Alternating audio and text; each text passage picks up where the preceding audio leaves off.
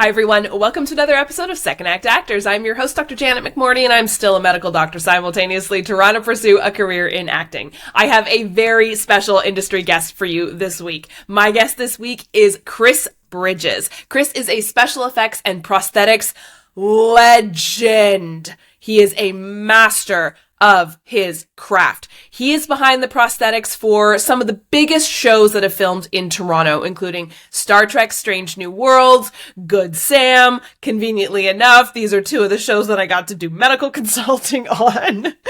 But I've been a massive fan of his work for a long time. I don't think I caught this in the episode, but I became introduced to his work on the set of Good Sam, where, again, I was the surgical hand double, but then also I got to do some consulting on Star Trek and kind of explored around because they didn't need me that long and saw all of the incredible prosthetics that he has on actors. And the actors were just so thrilled to talk about their experience becoming these aliens. And you all know how much I love witnessing people who are masters at their craft do their thing. It makes me emotional because there's not many careers in this world where you get to do your thing well, brag about it, and have other people brag about it to the point of just awe and reverence. And that's who Chris is, at least to me and to everyone who has sat in his prosthetics chair.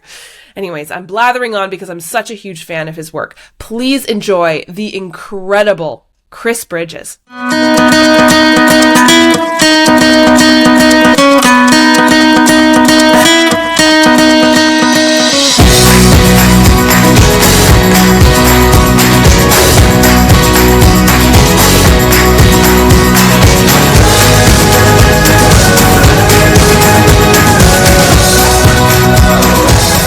Tell me your story. How did you get into this line of work? Well, it's a, I don't know if it's a good story, but it's a true story. So I started really early. Oh my God. My parents would tell me that I built a robotic hand when I was 5 years old out of wood. I would just somehow whittle it down and I used pipe cleaners for joints, and I made this fully articulated human hand, and I was 5 years old.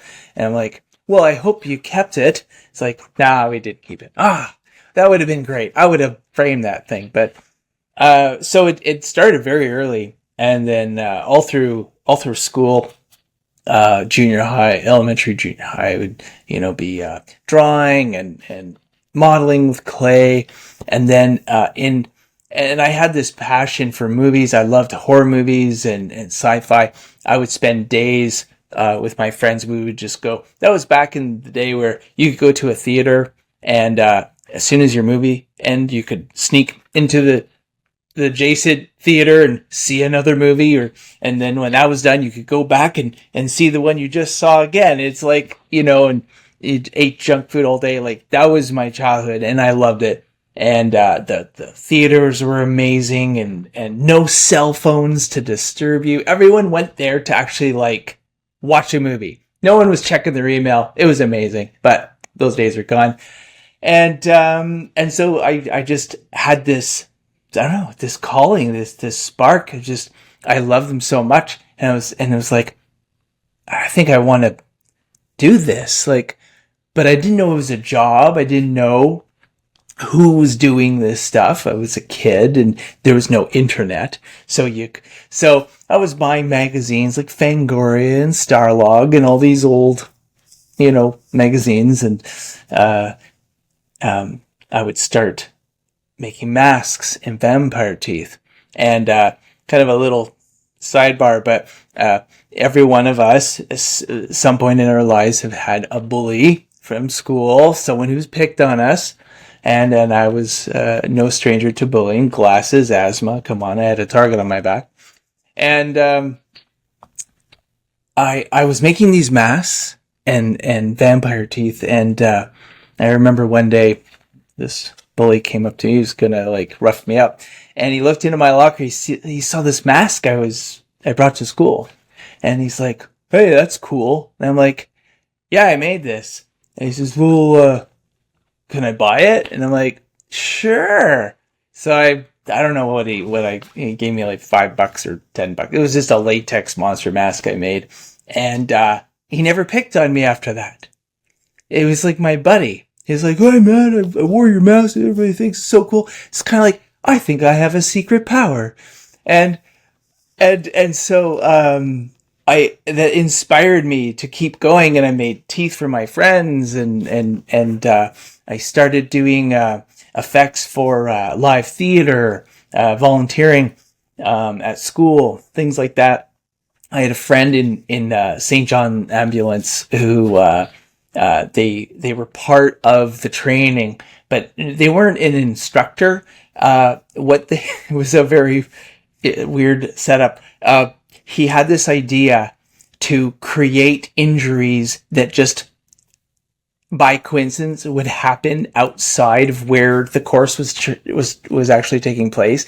So, somehow, he would run in. I would do some sort of crazy effect. He'd run in and go, is there anyone who can help us triage? And then all these ladies or guys would run out and I can do it. And we set up the most horrific car accidents, like blood everywhere. And I swear to God, like a couple would get queasy, start crying. Like it's like all the training went out. It was like really real world stuff that it really, the true test was there, and most of them failed. But I kind of like I just started honing my craft on all those little experiences, and then my first job was in grade 11. I was 17, and I had my mom at the time was an assistant to the curator at the Glenbow Museum in Calgary, Alberta. And that would be 86 or 87. And the museum had they have artifacts, clothing, indigenous things. They wanted to film a little short of an indigenous boy in traditional garb doing a kind of like a desert vision quest. I may not be 100% accurate in what they were trying to achieve, but I had to create like this sunburned, weather-beaten look on this fellow, and so that was my sort of first paid gig on a movie set, and from there I was hooked, and I got jobs at the union, and I got involved that way, and the film industry in Calgary existed, but it wasn't anywhere where it was compared to Toronto or say something like that. But that was sort of how I got into it, how I started, all the formative influences, movies, and just the passion. That's sort of where it all came from. I have so many questions. Is there formal education that you did? Like, did you do any like post-secondary education in special effects, prosthetics, stuff like that? No. No. I'm all self-taught. So there were schools available. Art Institute of Pittsburgh, I believe. There was a few. Not like today. I mean, there's dozens of schools. There's 4 or 5 schools in Toronto alone. But back then, no. I was a kid. I was poor. I couldn't afford thousands of dollars for these courses anyway, the ones that were available. So I would just practice. I mentioned I had magazines, all these movie magazines, and so I would have pictures of these fantastic creatures, and I would try and sculpt them and make them at home in my mom's kitchen, and I'd ruin the table, and I'd make molds and cook foam in her oven, and the place would reek of like latex, and it's like, thank you, son. But she was very supportive, so thank God for that, right? But, yeah. Well, because I hear so much about for a lot of careers in quote unquote whimsy, right? Like the artist careers. When you were growing up, I mean, it sounds like you had very supportive caregivers, parents. Was there ever a moment growing up where somebody or you were feeling like, this isn't really a logical career path. I should go be like the doctor, lawyer, police officer or whatever? Did that ever happen? There kind of was. I mean, growing up, what I really wanted to be was an astronaut. But yeah, now my grades were not going to let that happen. So, I was one of those kids who just sat at the back of the class and sketched through the class and, class clown, disturbing everyone. That was me. So, and I still disturb people, so that's okay. But, I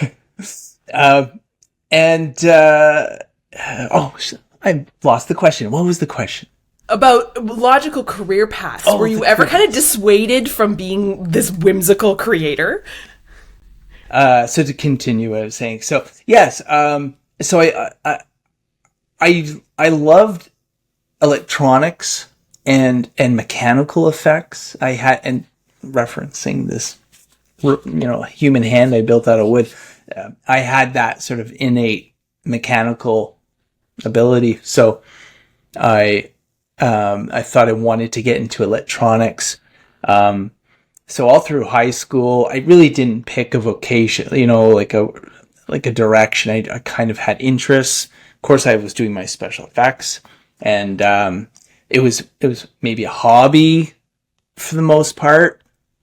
Even though I had that taste of film experience, I had to get a job. I moved out. When I was 17, it's like, I'm out of here. And, like most kids, and well, actually, no, these days you can be 40 and still living with your parents. I retract that, but I went to, a technical school. I was going to be an electronics, technician or engineer, depending on, how far, the courses could go. And I finished 1 year. I was about halfway into my second year, and I got a call to do work on a TV show. I think it was Lonesome Dove, the TV series, or something like that. And so I just bailed on school. I just left. I just went, I'm outie. See ya, chumps, and have good luck fixing arcade games. I'm going to go and, work in the films. And so that's what I did. And, it wasn't as glamorous as I thought it would be. It was a lot of hard work, but I kind of decided then it's like, okay, I'm just going to do all these just side jobs and do what I need to do to kind of allow me to work and develop my career, which is going to be in special effects. It's interesting because a lot of people who I've talked to, actors included, but to be honest, mostly the people on the crew side of things, costume designers, filmmakers, directors, producers, et cetera, special effects, prosthetics, makeup artists. It's interesting because there is no quote unquote, there is formal education you can get and pay for, but it isn't like there's a certificate that someone hands you like they do for me as a physician, police officer, lawyer saying, you have now passed, you may now do this job. There's a lot of, okay, I'm in school, but somebody offers me a job that I'm going to go do that. And that's where my education comes from. Was that the case for you? Like, is that how you built the career, was just being we're in the room where it happens? It's a complicated answer for that. I mean, it's yes and no. These days you do get a certificate from these makeup schools. They are, a learning institution, and so they have programs range between 2 weeks and 2 years, and they're very expensive, but people flock to them. And at the end, they really build your confidence, and I don't want to poo-poo going to school. I think if you have the opportunity and the means to go to makeup school, absolutely, because you really get a taste of of a little bit of everything. That's what they do. They go here's a little bit of makeup, here's a little bit of, for stage, or here's some beauty, here's some wedding makeup. Let's do some hair, okay, now we're going to build a prosthetic, let's mold their faces, and so they kind of do give you a little taste of everything. And then, they kind of build you up, and then they go, now you're this, a professional makeup artist. And here's your piece of paper, and now go out. You should be earning top dollar, on films and sets. And there's small opportunities that come in through the schools, but they don't really, it's like anything. You go to college and you earn a degree, and then you come out, and it's like, no, the world's a very different thing. No one's going to hand you this on your, on a platter. Like, you have to earn it. And there's a lineup, trust me, of people behind you who are just as hungry, if not hungry. Love to know how the process works for you, almost like a day in the life, like creatively.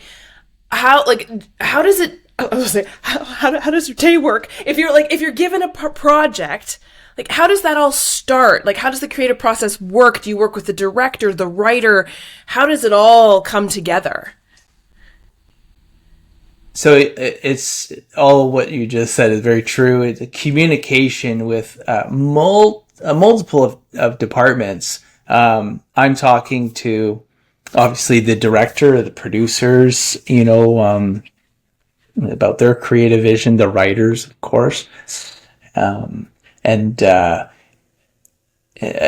We at Gaslight, we build not just prosthetics, but we build props and mechanical effects and things like that. So we're talking to the set department and the physical effects department, costume department, like all of the departments, and we're coordinating with everyone, and that's like so important. But the process is it's almost like a fact-finding mission, just to kind of see what the expectations are. Prosthetics, unless it's like a crazy alien, like they're normally pretty subtle, and by subtle I just mean natural looking. Like even like an injury. It should look like an injury. It's not this bubbly, pulsating blister. It's got to look like what it is. And so, there's a lot of dialogue about designing prosthetics that fit the narrative, if that makes sense. And is that, I would assume there must be a big difference between, say, if you're coming into a known world like Star Trek, where there are distinct, for example, here is a Klingon, this is what a Klingon looks like, as opposed to, if you're coming into a original project, do you have ownership over, or like, do you start the process of, I think this is what this should look like, this character? Like, do you start that process, or is that the director goes or the writer goes, I think it should look like this? Like, how does that work?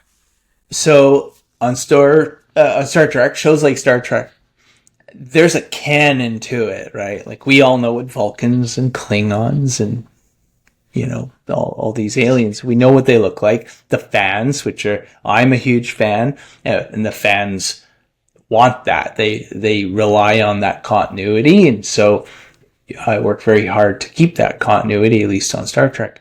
But then a project will come to me where it's like, hey, we need a sea creature, or we need some sort of deformed killer, or something. This is what we kind of were thinking. What can you do? Do you have any thoughts? So there's always room for creativity and input on my part. I think people trust me, and they go, hey, you kind of, what you're doing. Like, let's see what you can come up with. Right. A great example is on Haunt. It's a movie that came out not too long, maybe 4 or 5 years ago. And about, of course, some kids go to a Halloween haunt, and they wear out their welcome and kind of excite the people that run the haunt, who happen to be killers. So it was important to the directors, which well, of course, were the directors for Heretic as well. Scott and Brian, they gave me a lot of creative latitude. They're like, we want these killers. They're not supernatural, right? They gave me parameters. They're not supernatural. They're people. They're deranged, but they've mutilated themselves. They've augmented themselves. Then they've picked like a character like a vampire or something, and it's like, and so after they commit their first murder, they join this sort of elite ring of killers who modify their faces to become that image of character that they are aspiring to. So it was important that they looked not supernatural, but just something that could be plausible. And so we just were giving these guidelines, and then we went to the drawing board and we did sketches and we did sculpts, and we kind of roughed out the characters. And that's a great example of just, how we use the process, and we bounce ideas off and of what we think would be cool. And we just pitch those ideas, and hopefully it's just so cool. I would love to know, just from like an actor standpoint, do you have a role in casting who's going to play somebody who's like covered in prosthetics? Or is that like the director saying, ooh, I think this person is I don't know, I think about like Doug Jones, right? Like, this person will be the monster, like, because they look just like it, and I know exactly how those prosthetics will work. Do you have a say in that? A little bit. Yeah. Sometimes the casting process is bizarre. Like, they put out a casting call, and then all these actors will put in their little, they'll read for the part.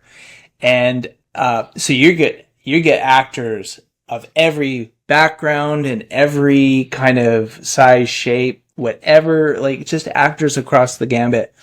And so I find, like, a lot of the times, the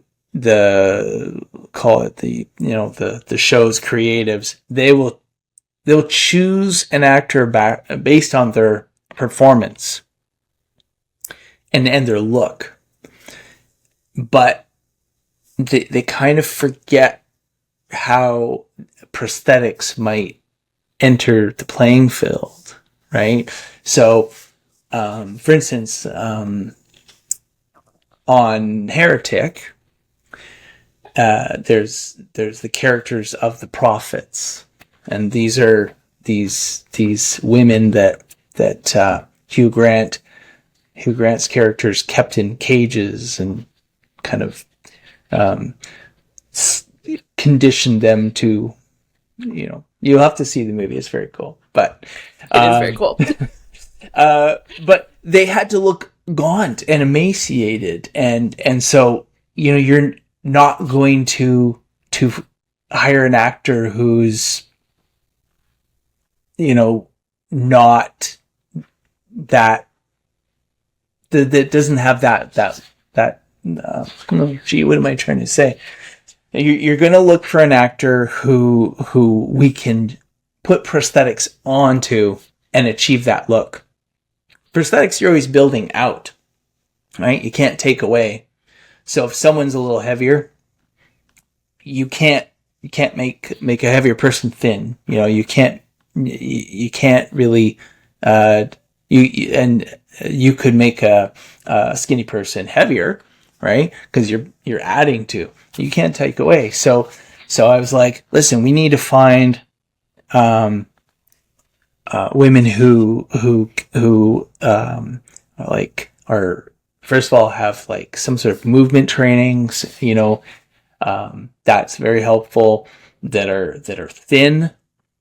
And I don't want to like come across as like body typing or anything like that. It's just, I think everyone should have a shot for any role, no matter what, right? Like 100% inclusivity, but that's just the character, and so you need to cast someone who can work with that, and so I gave them my recommendations, and you mentioned Doug Jones, and yes, he's perfect because he's tall, he's thin, he can wear these rubber suits.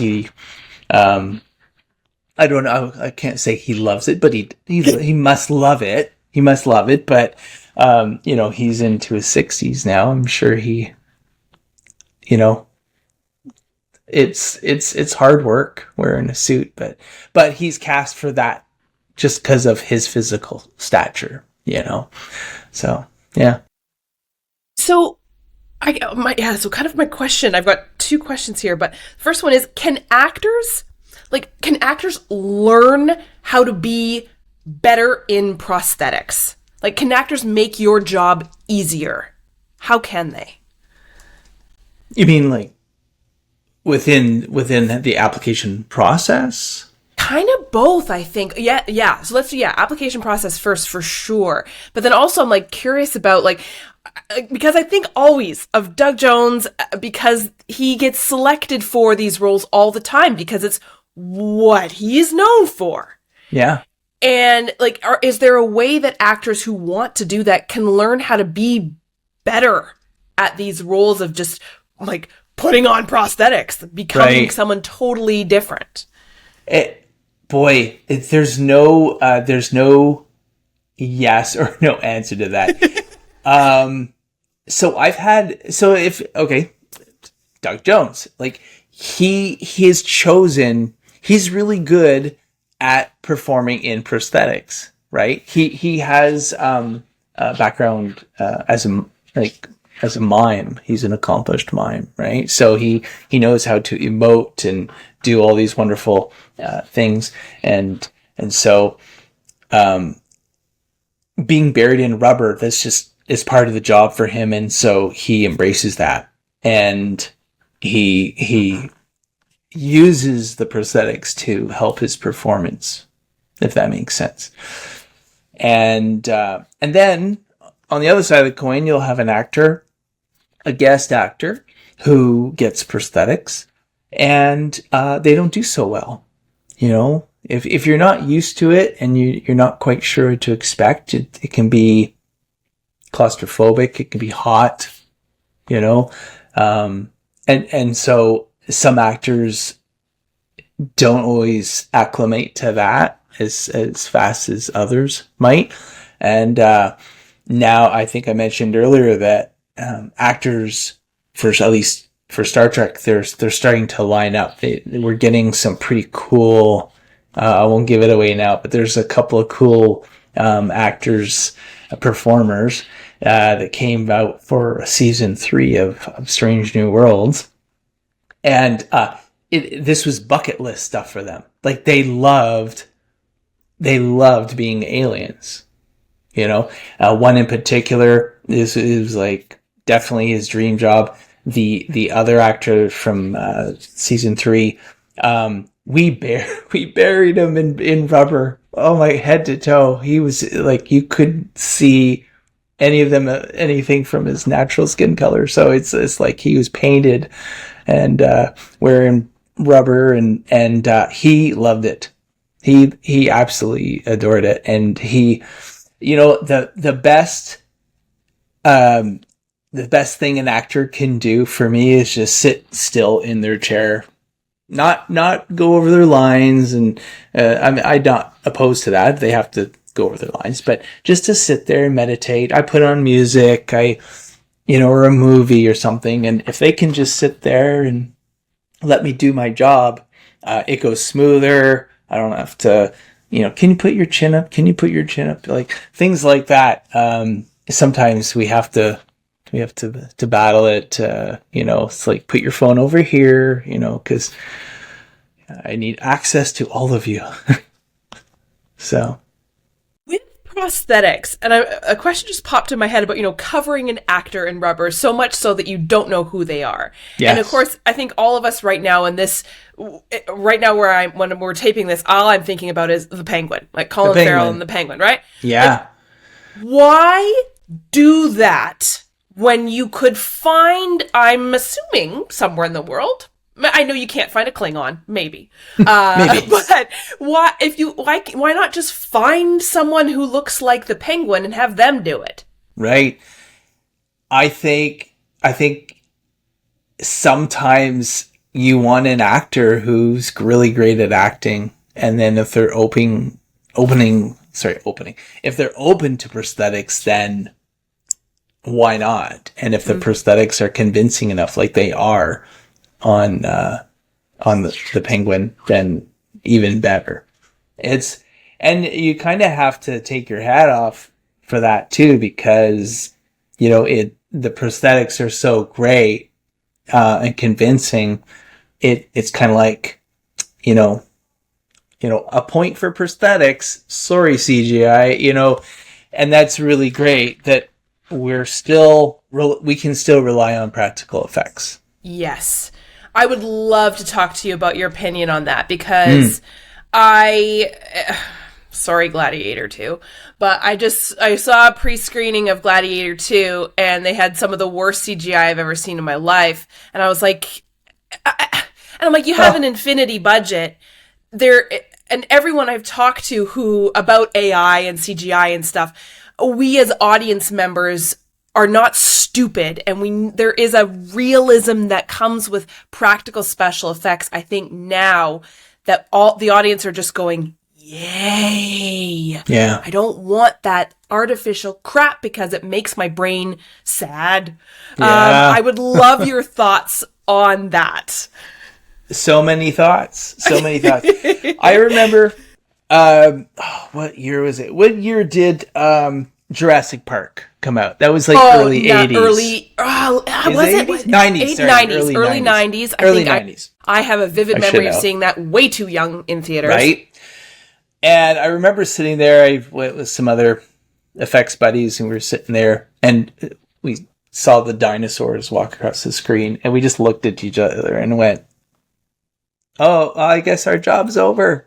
Like, that, we had a good run, guys, It was so amazing watching those dinosaurs come alive, and we knew it's like, okay, this is a train, it cannot be stopped. But it's 25, 30 years later, and we're still doing practical effects, we're still doing prosthetics.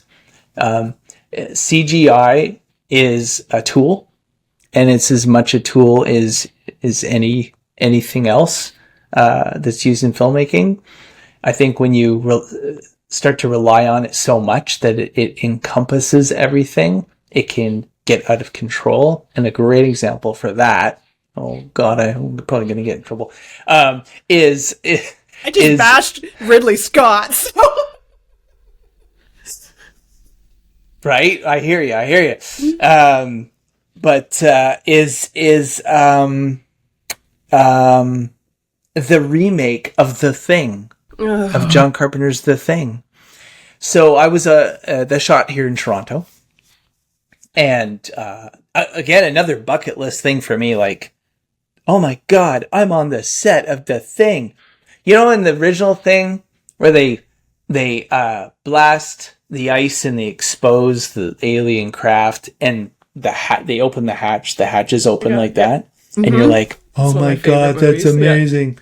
So they recreated that hatch on the remake, and I have a picture of me and my buddy of us poking our heads out of this giant hatch. It's like, okay, just tick that off the old bucket list, and anyway, so many cool moments. But all the effects were done in LA, and they were beautiful. The puppets, They were created by ADI Effects, Alec Gillis and Tom Woodruff Jr. And they made some beautiful puppets and monsters for that thing, for that movie, and they just covered everything with CGI. And I remember we'd go to meetings and we'd have the visual effects supervisor there, and they would be like, "Oh, we should do this. We should augment that." And everybody was like, "Yeah, okay." Like, everybody was like, no one thought to say, "No, that's a bad idea. Bad. Stay over there. Zip." Like Austin Powers, zip, zip. Or Dr. Evil, they zip it, zip. And so it's just a great example of like how a potentially amazing movie was kind of less than it could have been, because CGI was just because you can doesn't mean you should, right? And now we're in the world of AI, and that's going to be a whole new deal. Yeah. A whole new deal. What do you see being the difference between like mocap and PCAP and prosthetics? Like, I think of like Planet of the Apes and stuff like that. And Andy Serkis and yeah, like that right. classic example, right? What do you see? Gollum. How do you see the blend in Gollum and everything magic he does? I think it's great. I mean, there's no way you could make Gollum. I mean, you could make a puppet of Gollum and articulate a puppet. That probably would have looked really great.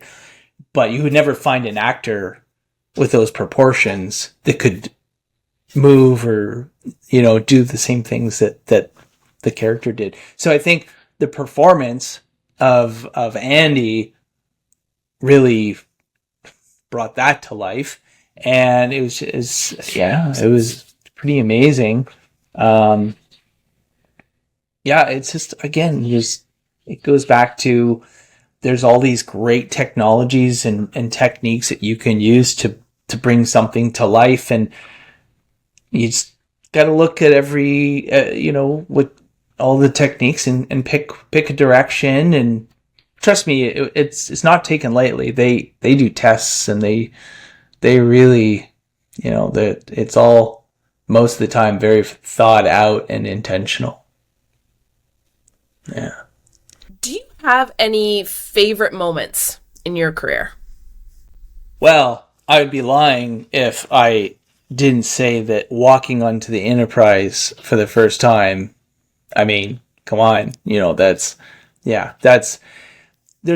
nothing like that. I mean, doing Spock, like I do Spock's makeup every day, and since the beginning, so Ethan Peck, who plays Spock, his first appearance was on Discovery.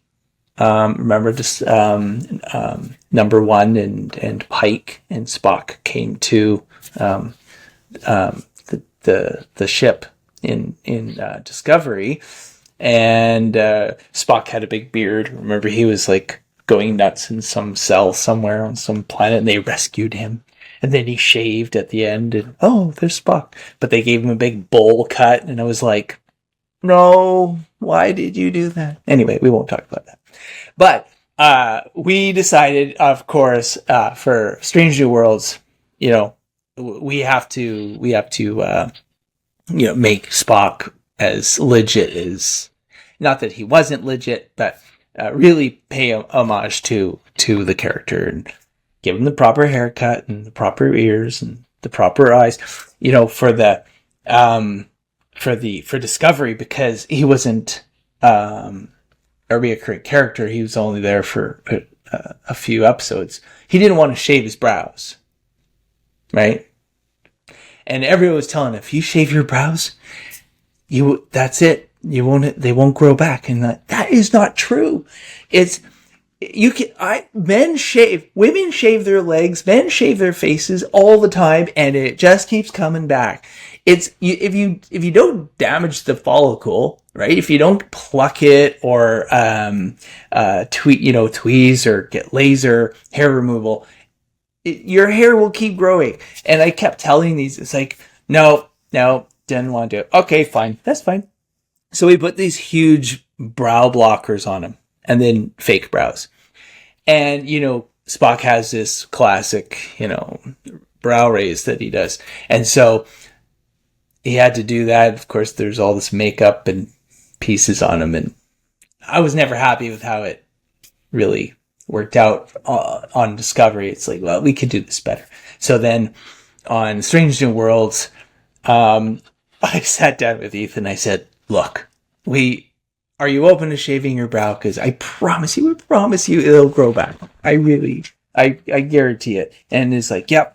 If I have to do this every day, I cannot go through 2 hours. And it took 2 hours. Two people, 2 hours on Discovery. Me and another artist, Hugo Villaseñor, who's a dear friend, we put Spock together, and it would take us 2 hours.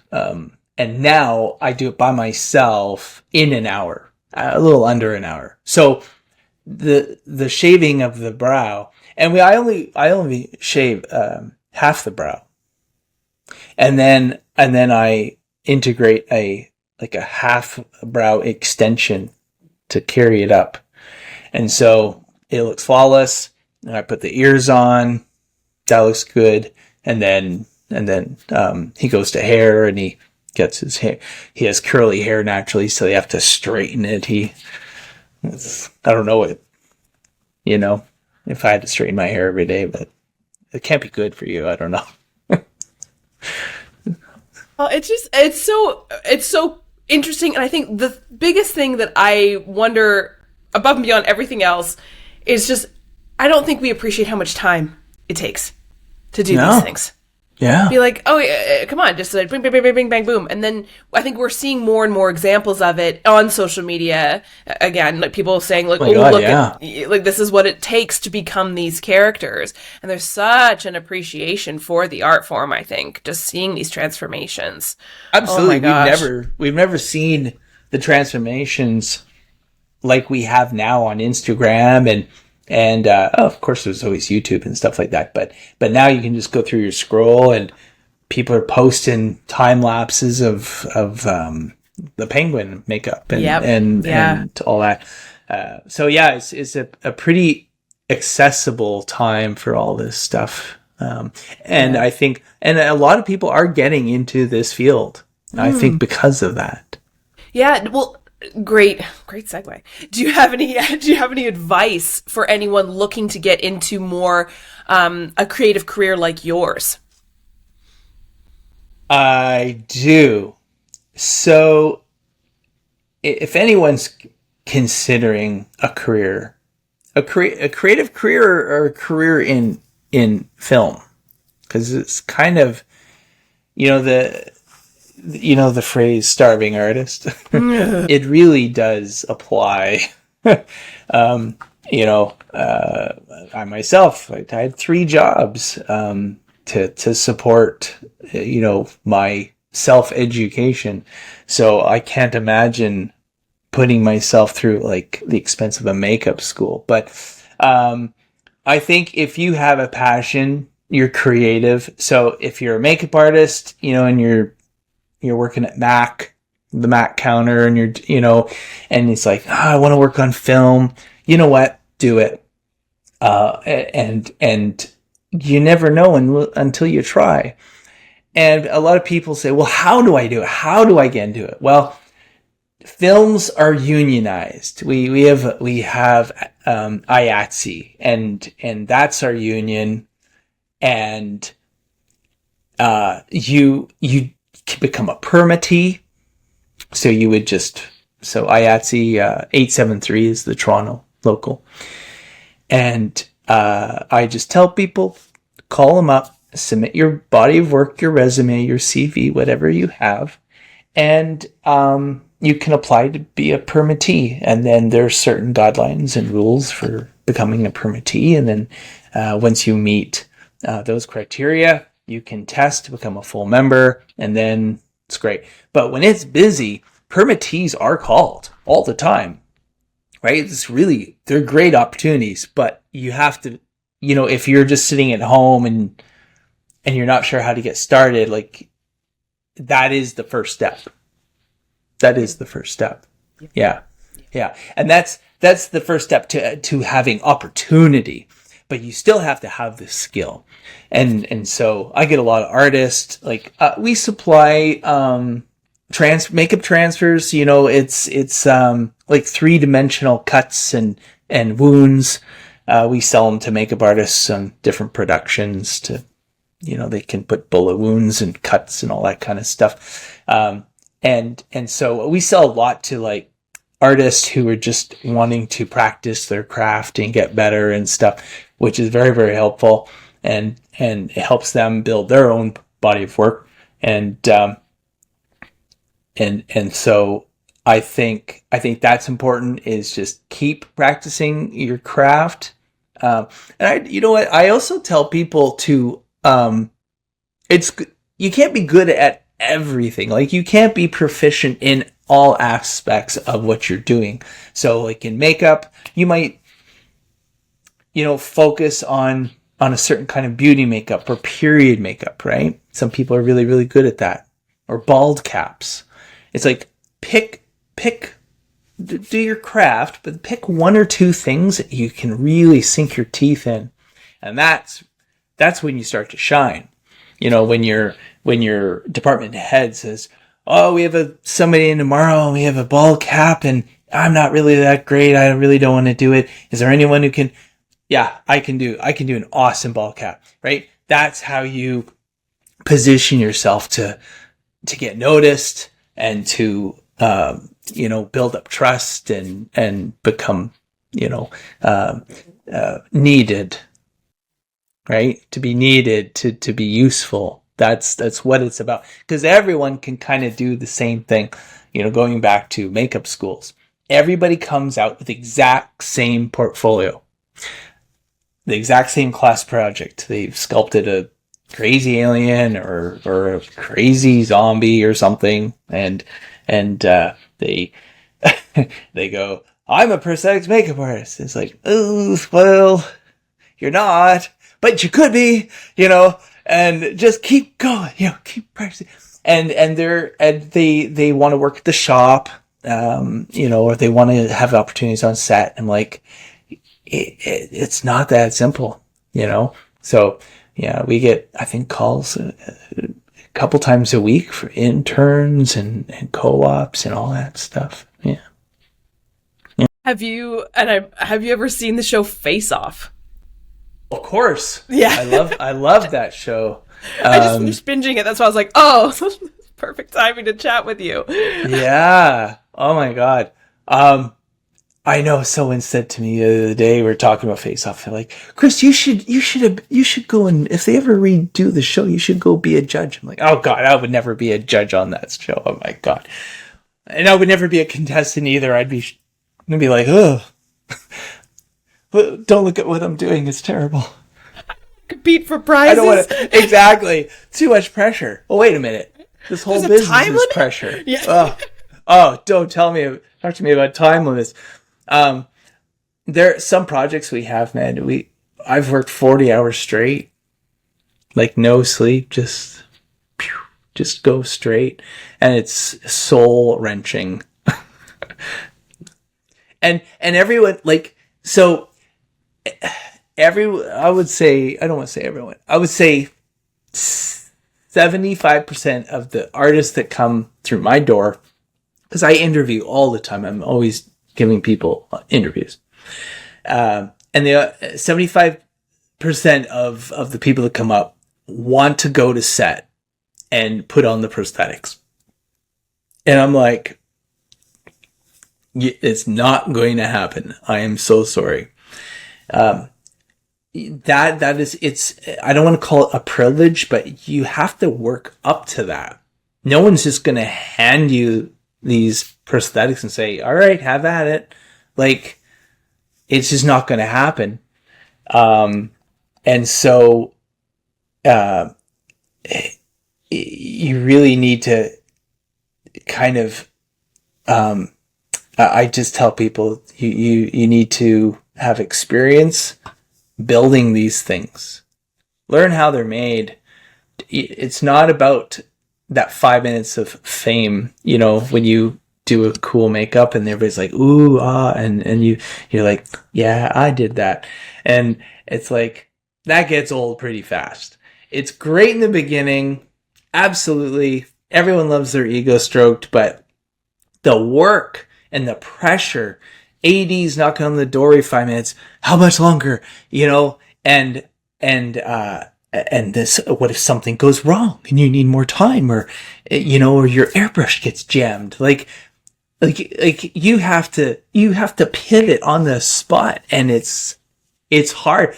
I might make it look easy, but, the effort and the stress and the dedication, and to keep yourself together under pressure when everything's collapsing, like your makeup, you know, it's the 12th hour and your makeup's sliding off the actor's face and they're like, can you do something about that? And I'm like, no, probably not, but I'll try. You know, it's like, you know, anybody have any crazy glue, staple gun? I don't know. We'll try anything.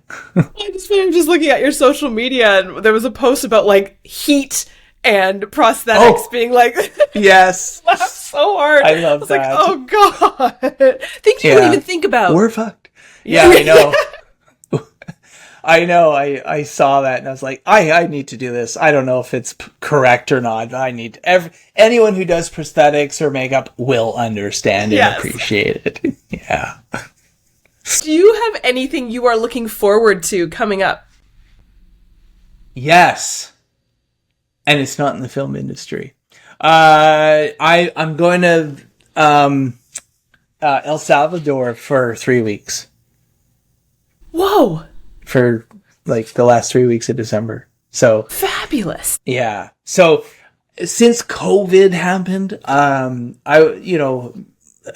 my wife and I, we would try and go away once a year, normally over Christmas, because that's kind of the best time to go away from family, and all the hustle and bustle would just go and relax on a beach somewhere, right? How great is that? COVID happened and all that got shut down.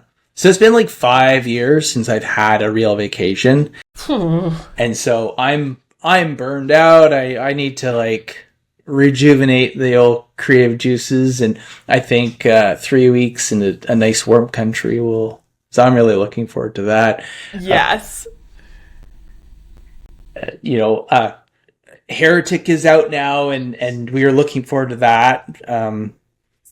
So that's always, exciting when the project comes to, that's released theatrically, and that's always exciting stuff. But yeah, I just need to, stop and smell the roses. We all do, don't we? Mm-hmm. Yeah, absolutely. Do you have any final words of wisdom or advice? Well, I will give the advice I give every budding artist, effects artist, we'll put it that way. I have two pieces of advice. First one is to practice. Get good, get competent. And the second piece of advice I have is keep practicing. Because when you think you're on your game, someone else is working harder than you. So a lot of people think that they can learn on the job. And by and large, that's true to a point. Like, you can get work on set and be part of a team. And yeah, that's a great atmosphere for learning and, growing as an artist. Because as you go through your career, you get better. The more you do something, you get better.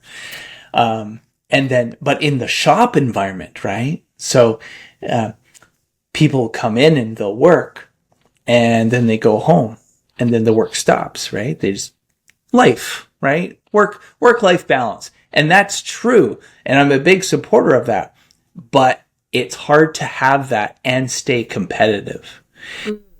The special effects, I don't know how it is for, like, I mean, guess the sound guy, you know, who, like, I can't imagine holding that boom up all day. It's amazing what they do. But once you've got that holding down, like, you pretty much nailed it, right? Like, it's just. But when it comes to prosthetics or makeup, it's like you have to improve. You have to always outdo yourself. You're only as good as the last time you did it, right?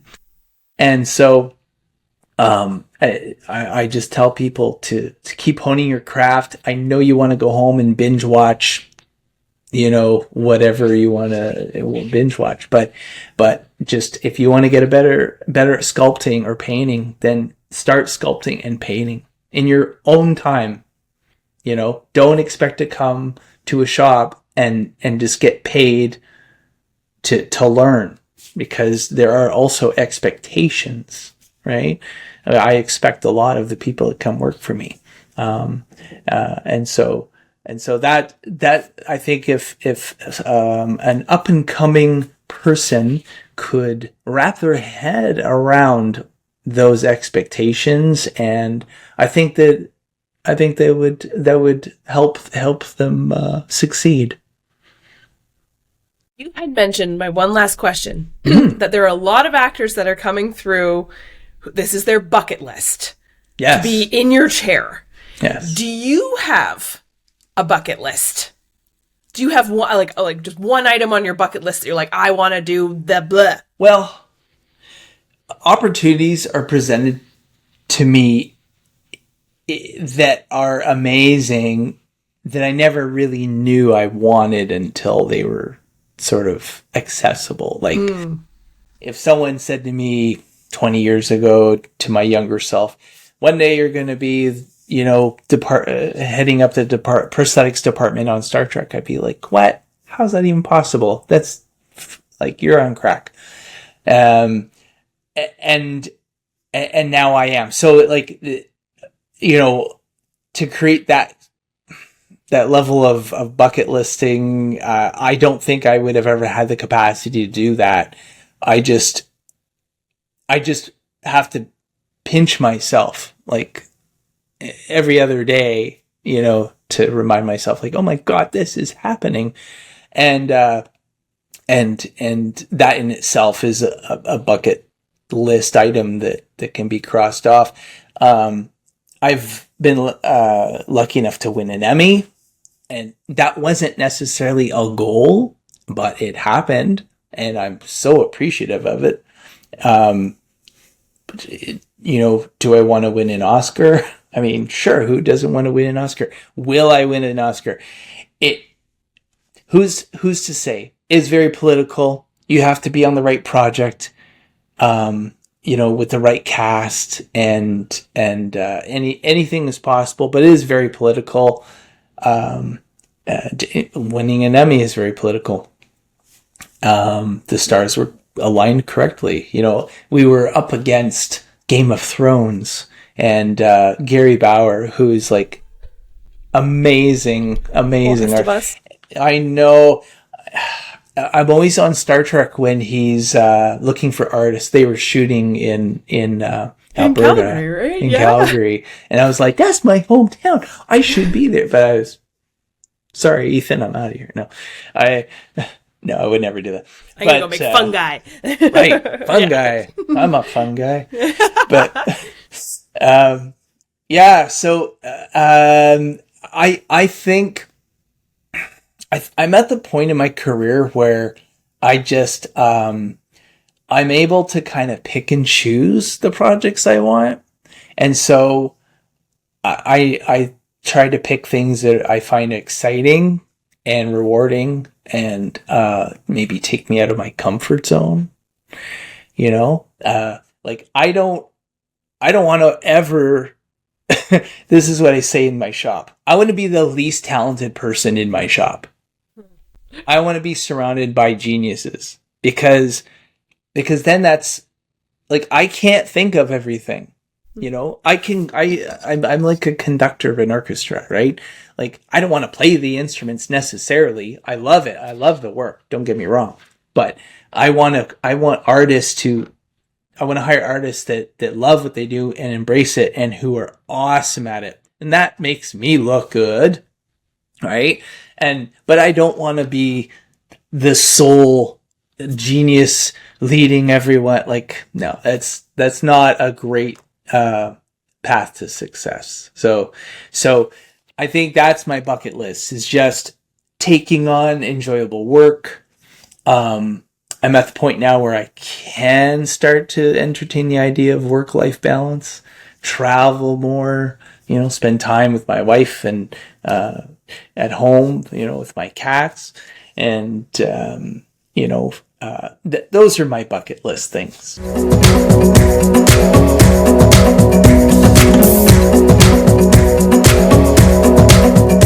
Thank you everyone for tuning in, and thank you, Chris, so much for being my guest this week. Thank you for letting me fangirl. Thank you for letting me ask all of the kind of ridiculous questions I had about prosthetics and the world in which you create. It was a true honor to speak with you.